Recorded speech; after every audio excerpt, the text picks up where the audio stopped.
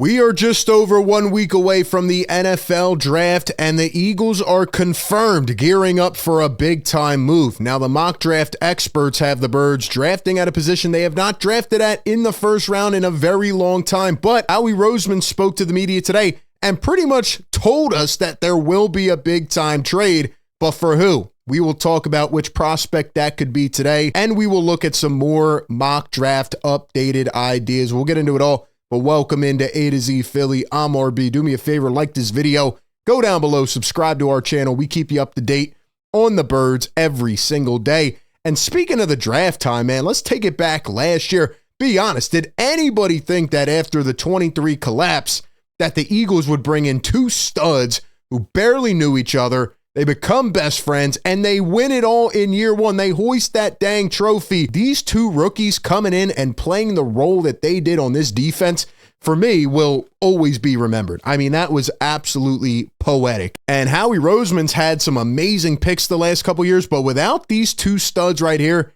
they don't win the Super Bowl this year. So keep that in mind. And as we move on to the draft this year, obviously the Eagles are in a different position. But here's who the mock draft experts have the Birds taking right now. This is an interesting take. Todd McShay spoke with Mina Kimes yesterday, and he says, quote, Mason Taylor could be interesting with the Eagles at 32. Now, we all know that the Dallas Goedert situation has been ongoing. Doesn't really feel like he's going to be back. I hope he is, right? He might have to take a pay cut if he wants to come back, barring every team out there saying we don't want Dallas Goedert, he's older and injury prone. Dallas Goedert is most likely going to get traded. And the Philadelphia Eagles are looking at the end of the first round multiple ways, move up, move back, stay still. But could they actually go with a tight end? Now, again, it's not what you traditionally think of when it's a first round pick, right? Like they're the last pick, one more pick during the second round. So it's not comparable to like a top 10 or a top 15, but you can still get a really good player. The Eagles showed that a couple years ago with Nolan Smith near the end of the first round. And if you have a high grade on Mason Taylor, a guy who has great hands, who had a really good year at LSU, son of a former Hall of Famer, and you think that this guy can develop in your system, matter of fact, his NFL draft prospect comparison was Dallas Goedert. So I feel like he'd be a very good fit. And if you think that he's in that range, I mean, would you put it past Howie to go draft a tight end? I don't think it's crazy, especially if Dallas Goedert is going to be gone. I feel like that second round has always been the bread and butter for tight ends with this organization, but I mean, you're pretty much right there. So keep your eyes on that. Now, this was a very interesting one today. Mel Kiper, in his latest mock draft, has the Eagles going with a linebacker at number 32. That's Jahad Campbell. He has them taking Kevin Winston Jr., a safety at number 64, and then at 96, he has them going with CJ West, a defensive tackle. All areas of need right now, but the Eagles have not drafted a linebacker in the first round since 1979. And just a little bit more elaboration here. Mel Kiper says Jahad Campbell, Alabama at pick 32, combining Campbell with Zach Bond and Nakobe Dean at the second level would make defensive coordinator Vic Fangio smile. Campbell does it all. He finished last season with 112 tackles, 11.5 tackles for loss, 5 sacks, and an interception. This Super Bowl winning defense saw a lot of turnover earlier in the offseason, but Campbell has the toolbox to contribute in multiple ways. And I guess a lot of us haven't really thought about linebacker. We feel like they have it locked down. They brought Zach Bond back, but we still have no injury update on Nakobe Dean. So if he's going to be out for, 6 to 8 weeks to start the season or whatever it is, maybe you bring in Jahad Campbell. Maybe you draft him. Maybe you move back a few picks and you still draft him. And maybe they go linebacker early in the draft. I feel like they still have, more urgent needs at this point. But I'm not putting anything past Howie.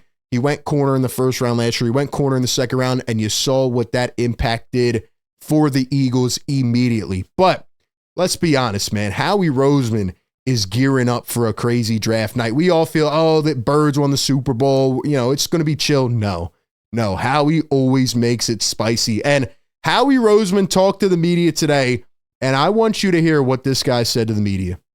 That's the example of being an outsider and looking at the league when I was studying it before I got into the league, and then coming into the league and understanding that there was opportunities to maybe get aggressive.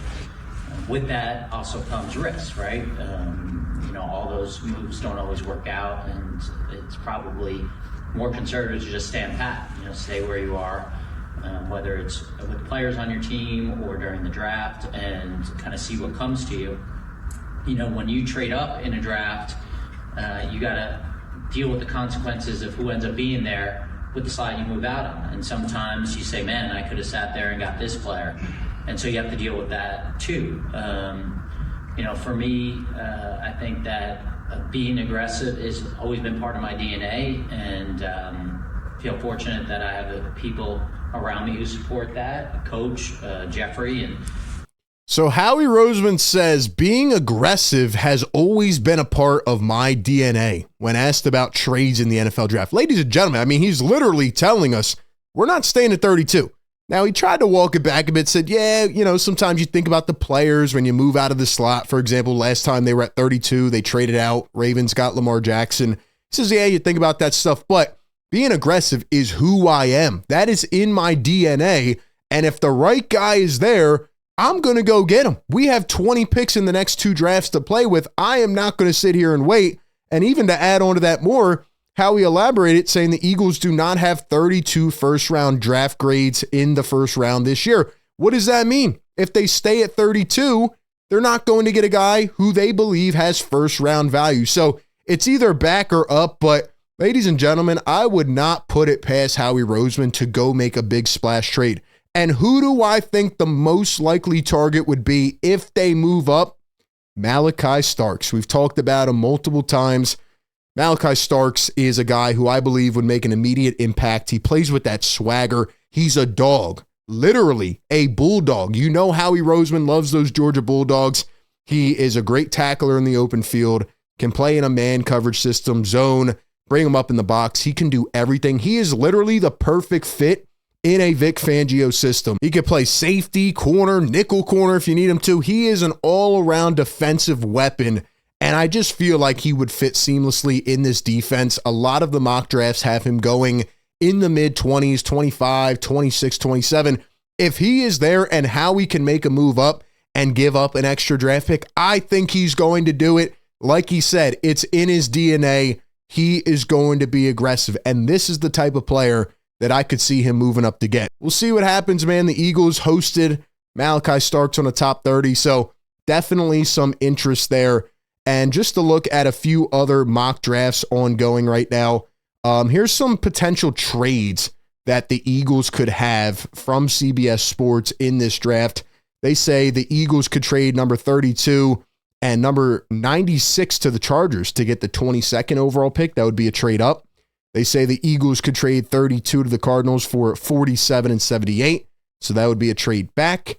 They say the Eagles could trade 32, 161 to the Ravens for number 27. That could absolutely be a play for Malachi Starks. The Ravens are mocked to draft him in some mock drafts. So that could be a Starks play right there. Eagles trade number 32 to get Trey Hendrickson. I think that's a bit of a stretch there. I don't think Howie would really do that, but maybe. Eagles trade 32, 134, 161 to the Rams for 26 and 127. Feels like a very Howie-esque type of trade. And that's all we got here in terms of the mock trade. So, yeah, a lot of these guys have the Eagles, being aggressive, making a move like Howie said. I think it's in his blood. And look, if the right safety or the right edge rusher, whoever it is there and can make an impact on this defense, especially with the guys you lost this offseason, I would not, put it past Howie to make that move, especially because the Eagles are in win now mode. They're trying to make it happen. And they just saw the success last year. They saw the results of getting the guys they wanted in the first round who could contribute immediately, especially in the Vic Fangio system. Now, lastly, some rumors are going around that the Eagles could have some interest in Jalen Ramsey, or maybe people just want them to. Jalen Ramsey and the Dolphins are set to explore trade options. I'll tell you this right now, it's not happening, and I don't want it to happen. I don't see Howie overpaying another corner. And here's what Jalen Ramsey said when the Dolphins cut Xavier Howard. He says, I won't ever forgive dude for not utilizing our full skill set. In that quote, he's talking about Vic Fangio. So Jalen Ramsey's not a fan of Vic Fangio.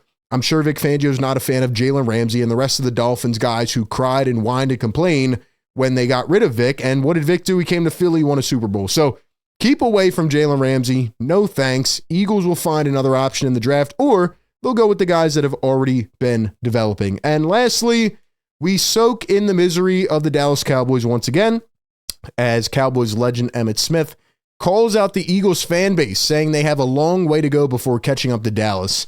All of a sudden, they win 2 Super Bowls and they think they're the best thing on the planet. Everywhere I go, I hear "Go Birds." I'm sick of hearing "Go Birds."